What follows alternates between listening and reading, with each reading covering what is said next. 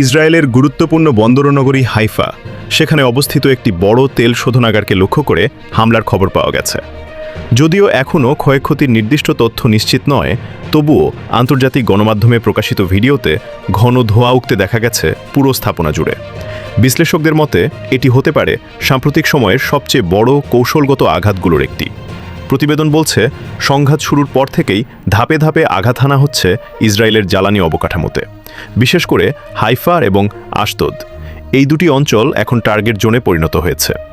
আরও উদ্বেগজনক বিষয় হল, এই হামলাগুলোতে ব্যবহৃত হয়েছে নতুন ধরনের ক্ষেপণাস্ত্র, যা সম্প্রতি উন্নয়ন করা হয়েছে বলে ধারণা করা হচ্ছে।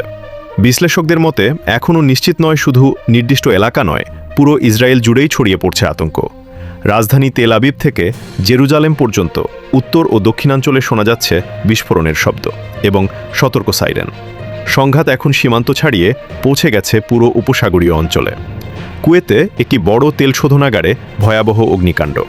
ধারণা করা হচ্ছে ড্রোন হামলার পরপরই আগুন ছড়িয়ে পড়ে। বিশ্লেষকদের মতে এখনও নিশ্চিত নয়, কয়েকটি ইউনিট ক্ষতিগ্রস্ত হওয়ায় সাময়িকভাবে বন্ধ রাখতে হয়েছে কার্যক্রম। একই সময়ে সংযুক্ত আরব আমিরাতের আকাশে শনাক্ত করা হয়েছে ক্ষেপণাস্ত্র। দেশটির প্রতিরক্ষা ব্যবস্থা তাৎক্ষণিকভাবে সক্রিয় করা হয়েছে।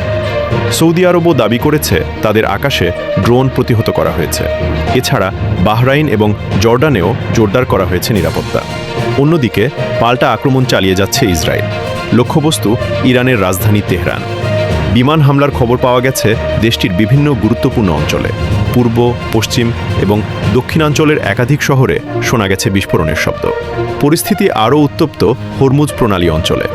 যুক্তরাষ্ট্রের দাবি, ইরানের একাধিক নৌযান লক্ষ্য করে চালানো হয়েছে অভিযান। সামরিক